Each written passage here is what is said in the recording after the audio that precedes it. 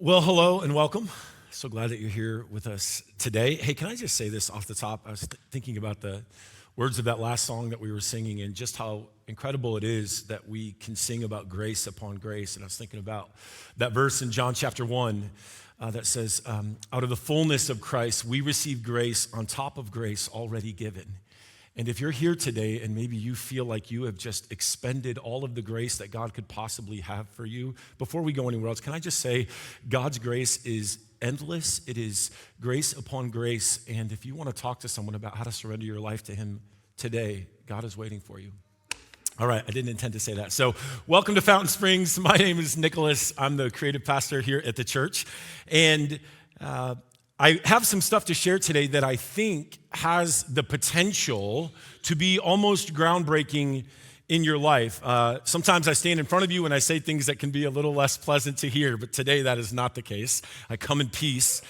Today I intend to share some things with you that I think will be uplifting and empowering, and I hope you're able to walk away from today thinking, I'm so glad that someone finally put that into words for me. So in the spirit of fall and in the spirit of fall weather and fallen leaves and cooler temperatures and even cooler Halloween masks, what we're trying to do with this series is we're beginning a new series today, and what we want to do is sort of somewhat playfully use the imagery of innocent children in silly masks, spooky, scary masks, to remind ourselves that, it's not just that children dress as scary monsters sometimes, but that we all sort of have scary monsters inside of us, that we have our own monsters, we have our own inner gremlins or inner demons. And while it's true that there are other people in the world that can cause us a lot of pain and a lot of trouble, there are bad guys out there are wicked, godless people out there who bring us pain. Oftentimes, when we look back at our lives, there's a number of problems that arise, and it wasn't someone else's fault. We were our own monsters in that sense. Does that make sense to you? That we have these inner tendencies to get in our own way. We all want to live a life of blessing and flourishing as God intends, but sometimes we can be our own monsters. We can sabotage our own lives. That's the spirit of this series, and we're going to examine a few of the areas in our lives where we sort of get in the way. And the first one we're going to talk about today is relationships and friendships and how we interact with family members, how we interact with close friends, coworkers, in-laws, how we interact with people in healthy or unhealthy ways. And I want to begin by sharing a couple introductory thoughts that will just sort of help us lay a foundation for where we're going. And the first is this. The Bible appears to be, as far as I can tell, the Bible appears to be pretty clear from beginning to end that human beings are designed to live in relationships. We are designed to live amongst one another. And as much as you may want to at times, you can't go bury yourself in a hole or a cave somewhere and just not interact with humanity. We're designed to live around other people, and we're designed to live in harmony as we're living around other people. Let me show you just a couple quick verses. The first one is in Genesis chapter 2. This will sound familiar to some of you. When God decides the need to create a woman after He's created man, verse 18, the Lord God said, "It's not good for the man to be alone. I will make a helper suitable for him." But it's not just enough to have company. It matters how we act in our relationships with other people. We're also called, again, not to just live in relationships, but to live in harmony in our relationships. So this is from the book of Romans, chapter 12, starting with verse 9. Love must be sincere, hate what is evil, cling to what is good, be devoted to one another in love. Honor one another above yourselves. Verse 16, live in harmony with one another. And then finally, one of the more well-known statements that Jesus makes from Matthew chapter 22, a teacher of the law comes to him and says, Rabbi, teacher, what is the greatest commandment? And Jesus responds in verse 17 here by saying, love the Lord your God with all your heart and with all your soul and with all your mind. This is the first and greatest commandment. And the second is like it, he says, love your neighbor as yourself. So the Bible's quite clear that humans are designed to live in relationships with one another and in harmony in our relationships. And I think this is true. But another thing I have to say here at the beginning is what it means to live in harmony, quote unquote, what it means to love your neighbor has been distorted over time, especially in recent years. But we've redefined what it looks like to live in harmony. Harmony has come to mean not merely an absence of conflict, but an absence of differing opinions. To be loving now seems to require total submission, full acquiescence to your opinions. If I don't do what you think I should do, regardless of how irrational or illogical or offensive, if I don't do what you think I should do, I'm not being loving. I'm breaking Jesus' second commandment, right? Culturally, I think we're hearing this message, and I think it's false. We are designed to live in relationships with each other, but God has designed us to live in healthy biblical ways in our relationship. And in many ways, that's the content of this talk, this teaching today. We just concluded a series called The Trail on the book of Ezra. And there's this interesting scene at the very end of the book of Ezra where Ezra gives the people of Israel some very specific boundaries in their relationships, who they're allowed to be in relationship with. Because from Ezra's estimation, a problem has arisen. The Jewish people have lost their identity. They forgot what it means to be Jewish anymore, which means they've forgotten what it means to be in a covenant relationship with God. They've forgotten his laws, which must be obeyed. And it's disobedience to the law of God that got the Israelites into exile to begin with, which is, what Ezra's trying to bring them back from. But there's this interesting scene where Ezra begins to put relationship boundaries in place around Israel because he wants to figure out how is Israel going to stay faithful to their covenant with God. What are they going to do to make sure that they don't end up in a life of sin again? Ezra wants his community to flourish, not flounder.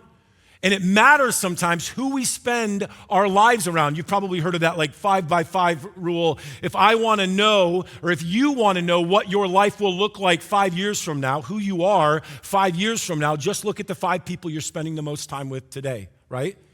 The people around us will dramatically shape who we are. Ezra recognized this for the people of Israel. They had to be careful to form healthy relationship boundaries. But we can learn something from this as well. Thumb through the book of Proverbs, you'll see again and again wisdom sayings. Be mindful who you spend your time with. Bad company corrupts good character.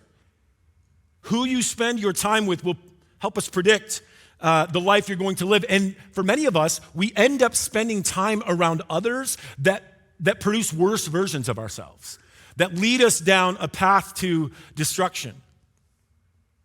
And I want to say, a couple more things here at the beginning that may be frustrating to hear, but when it comes to living as God designed, life does not have to be filled with catastrophe after catastrophe after catastrophe. Life is not supposed to be filled with chaos and drama and destruction at every turn. Yes, bad things will find all of us from time to time, of course. But they're supposed to be rare. Even for the people of Israel, exile was a punishment. It's not the way that God designed them to live.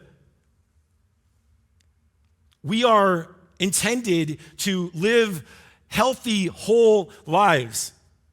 Have you ever known someone who seems to leave drama and destruction in their wake everywhere they go? I have family members like this, where somehow every relationship they have is dramatic and destructive for their lives. We can become so addicted to drama that we can live in a way that invites it. We can sometimes become so addicted or accepting of drama in our life that we live in a way that almost encourages the world around us to be dramatic. I don't know if you've ever witnessed something like that or lived something like that. I have. So just a couple more points and then we'll get launched here today. The first one is this: you don't have to live a life that destroys you. Life is not supposed to cheapen you or wound you, or dehumanize you. Again, I don't mean you will never have problems, far from it, but God's desire is that you are living a life of health and flourishing, even in the midst of what's happening around you. And if you've been raised in or around trauma, I understand how hard this can be to get your mind around. That kind of world isn't normal. You're not supposed to be surrounded by drama and chaos all the time. You don't have to live a life that destroys you. And because of that, the second point here, you don't have to spend time with people who destroy you. You don't have to spend time with people who wound you and who cheapen you and who dehumanize you. You were not created to.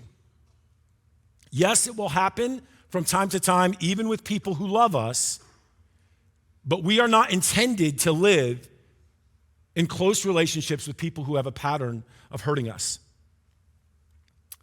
So in relationship to the people who are a part of our lives, we need to begin or continue living with emotional and relational boundaries in place that protect us from abuse. Because we all sort of have we all sort of experience the problem of people, right? And it's, maybe that's a bad way to say it, but we all sort of have a people problem. There's a problem with people. Many of us have a problem because not that people are the problem, but it's that we have to live around other people. That's the problem. Does that make sense? It's not people in particular. It's that I have to talk to them sometimes, right? Can we get an amen from the introverts in the crowd, right? Of course not. The world is getting bigger and bigger. I think I just saw a week and a half ago that we crossed the 8 billion number. If you check the world population clock ever, we just crossed 8 billion. The world's getting bigger and bigger, more and more people in it, but it's also getting smaller and smaller.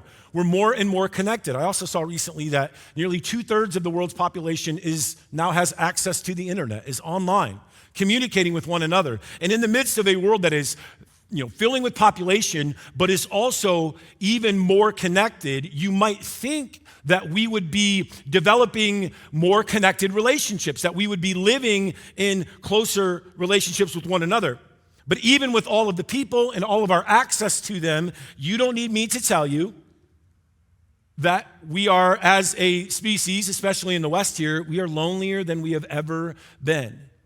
And the connections that we do have are usually wildly unhealthy. We're not flourishing in life, and in fact, we're degressing in terms of our friendships and relationships with others. And here is in many ways where I think we can begin to identify the root of the problem. I think we have a problem with our relationships because we have a problem with intimacy. We don't know how it's supposed to work. We have far too many people in our inner circles and not nearly enough people in our outer circles. So let me tell you what I mean by that. Maybe 100 years ago, there was an anthropologist, looks like a person who studies how humans behave, and then a psychologist. His name was E.T. Hall, Edward Hall, and he developed this system, this model for how humans interact with each other. He called it Hall's proxemics, but it's specifically based on distance, like inches and feet. He created these spaces, and he says that humans, for the most part, we have 4 spaces, 4 distances at which we communicate, interact with other people. This is a bit groundbreaking if you've never seen something like this. I truly mean it. So what Hall said is, he said, we all have a number of people in our life that we interact with in a public space at 12 feet away, okay? We never really get within 12 feet of them. We're fans at a football game together. We're, residents in the same time. We go to the same place to vote. Maybe we go to the same grocery stores. But there are people, and he would say hundreds and hundreds and hundreds of people that we know, we would recognize their face if we saw them, but we know them from about 12 feet away and further. We never really get closer to that. Does that make sense? We know them in a public sphere. But then he would say there's another space of interaction with people that we know from 4 feet to 12 feet. We know them in a more personal way. These are people that we probably know their names, and maybe we go to church with them, or our kids go to school together, or they're coworkers, or they see glimpses of our lives. They're closer than folks out here at 12 feet, but they see glimpses of our lives. We never really interact with them closer to 4 to 12 feet away. Again, this isn't hard math, but we never really get much closer than 4 to 12 feet away. We see them in episodes. And then he says, there are folks that we know on a personal level, that we know from 18 inches to 4 feet in. Public here, this is hundreds and hundreds of folks in our public space. In our social space, it's like many dozens and dozens of people, right, that you interact with in this space. And then on a personal level, there are people who know you well. They know details about your life, personal details about your life. You might call them for things that you need. Hall would say that there's like maybe 12 people in this category, 12 or less. Like friends, good friends, close friends, right? So we've got hundreds and hundreds of people. Would you go back there? Hundreds and hundreds of people that we know in this public sector, and then dozens and dozens that we know in a social space, 12 or less that we know in this personal space. And then he said there are people that we know from 0 to 18 inches away, that we know in an intimate space. These are spouses and like our closest friends who know everything about us, everything there is to know about us, and we're unashamed when we're in each other's midst. We're naked in front of each other. We're not just talking about clothes, but we're naked in front of each other, and we know each other like on an intimate level. And he says we should have 2 to 3 of people in this intimate space, right? 2 to 3 people. So one of the problems I think we have in life is, well, when it comes to relationships, most relationship problems occur when we have the wrong people in the wrong spaces. In fact, many of us have too many people. Can we just say this? We have too many people who know private details about us. We have too many people in our public and social spaces that know the information that should be reserved for people in our intimate and personal spaces. Large crowds should not be regularly trusted with intimate details about you.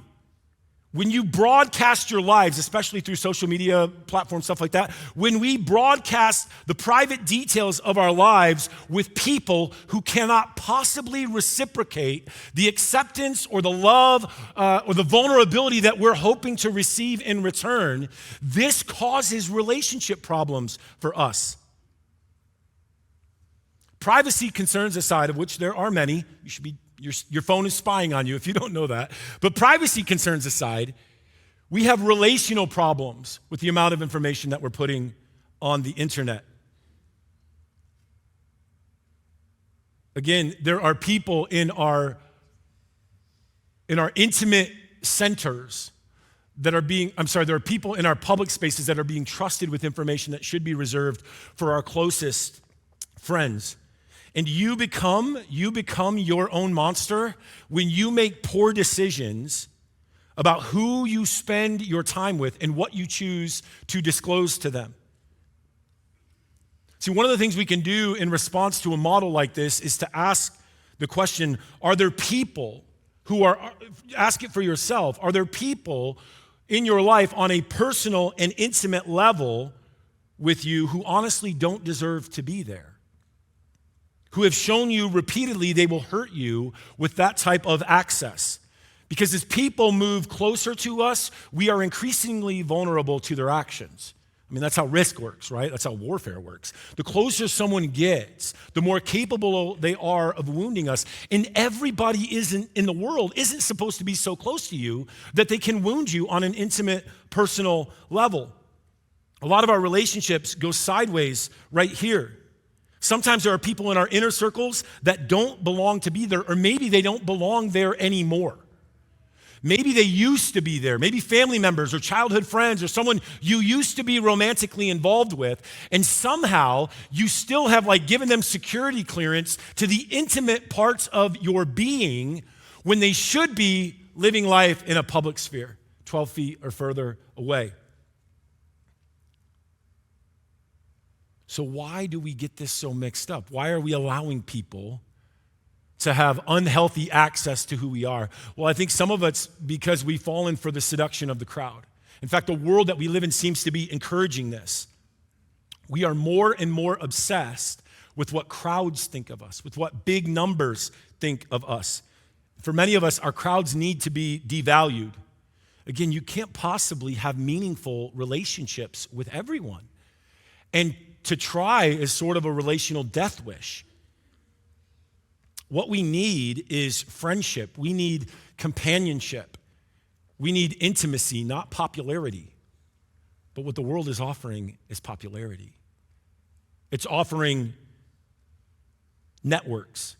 And social media has now so flattened our definition of the word friend that either we need to get a new word or we need to go back to the old definition.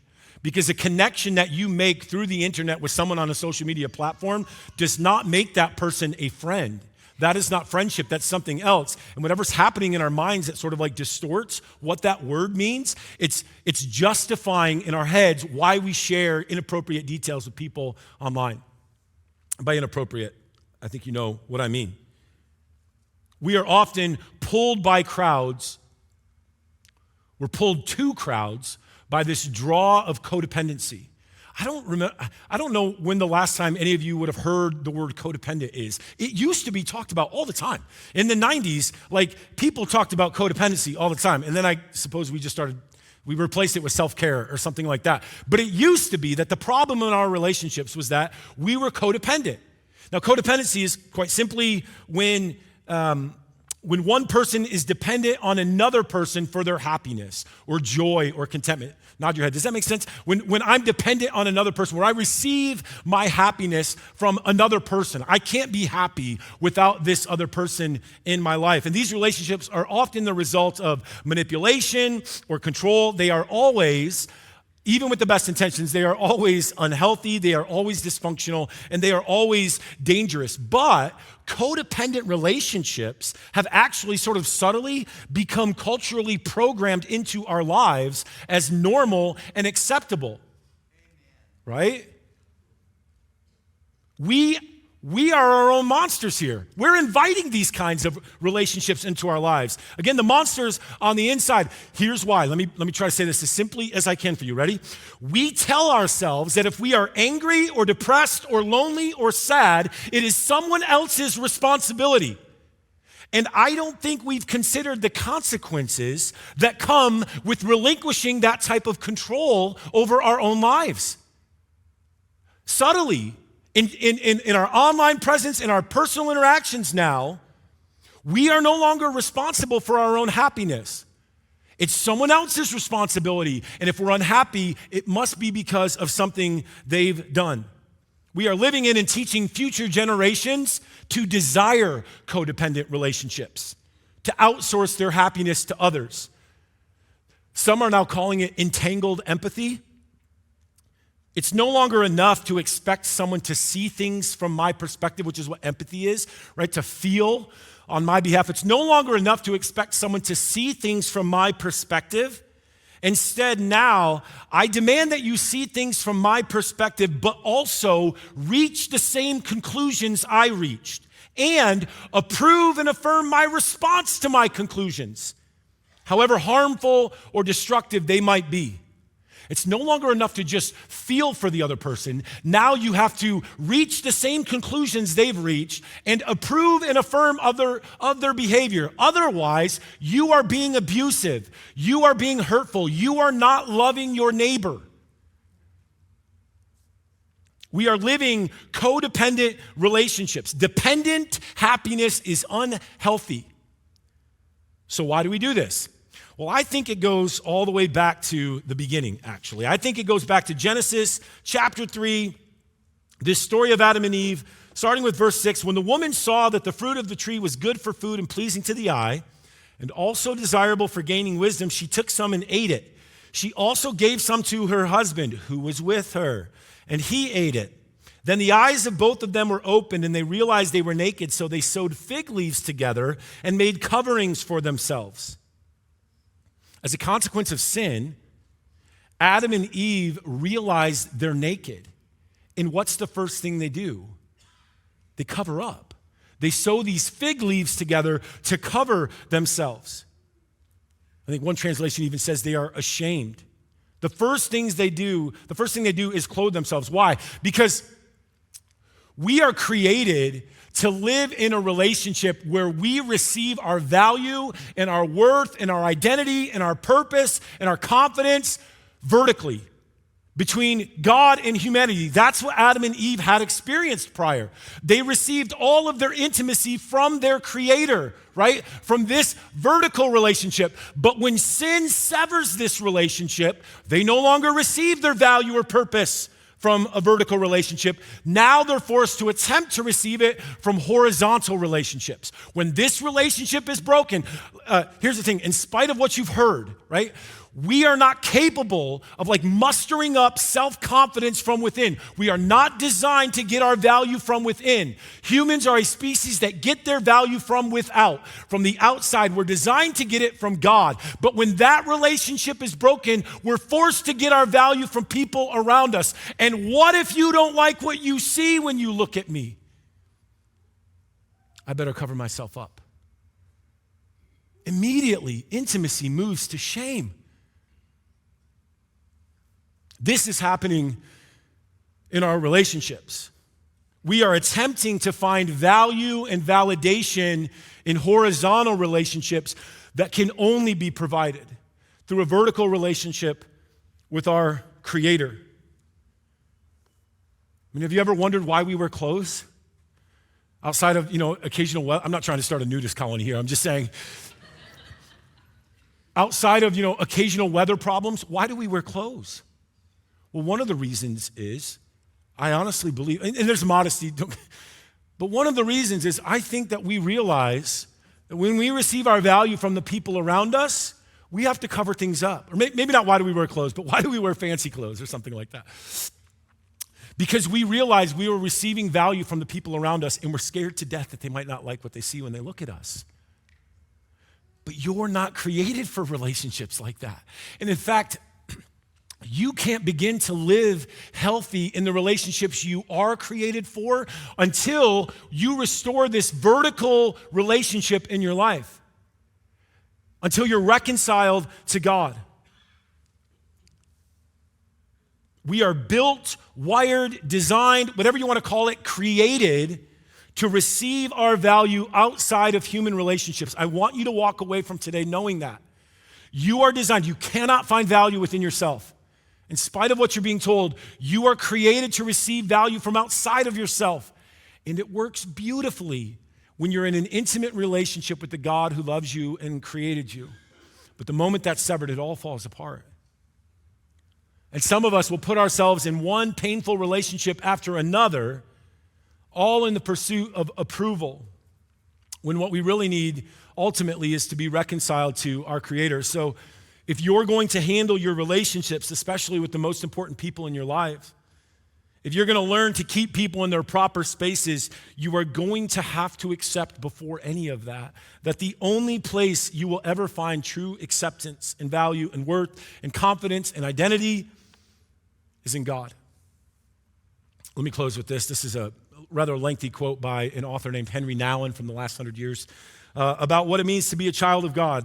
He writes this: your true identity is as a child of God. This is the identity you have to accept. Once you have claimed it and settled in it, you can live in a world that gives you much joy as well as pain. You can receive praise as well as blame because the identity that makes you free is anchored beyond all human praise and blame. When you don't know your identity as a child of God, others have a sudden and often overwhelming power over you. They become a part of your identity.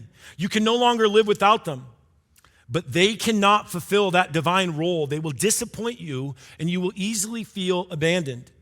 Only God can fully dwell in that deepest place in you and give you peace, security, and safety. But the danger remains that you will let other people run away with your sacred center, throwing you into anguish. Some of us need to ask some tough questions about our relationships. And probably that first one is our relationship with God. And if that is in place, then I think we need to turn to the people around us and say, which of my relationships are healthy and which are unhealthy? Am I expecting people to fill voids in my life that only God can fill? I know we never want to admit this, but even in a more negative sense, am I using or controlling or manipulating other people to fill voids in my life that only God can fill? Sometimes we're the wounders, not just the wounded. Let's pray. God, we thank you for the fall weather. We thank you for this season. We thank you for the promise of regrowth and new life that happens as a result of going underground in the winter, Lord. And God, in our own lives, we need to be perhaps more mindful of what it is that we're allowing to grow around us. And maybe we need you to begin to prune some things, to cut some things down, to put some things underground. Maybe it's our relationships, Lord. It is very tempting to imitate the world around us and convince ourselves that we can receive value and purpose from these fake relationships online or these surface relationships with each other in our communities at a public or a social distance.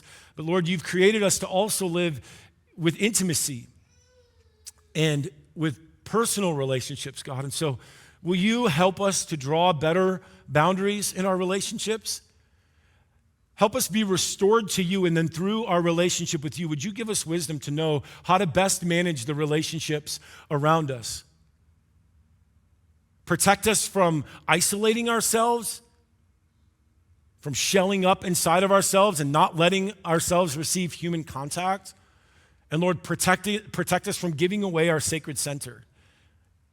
Just kind of throwing our life all over the world, hoping that someone will give us some positive reinforcement back. God, may we be anchored to you as children of God. In Jesus' name, amen.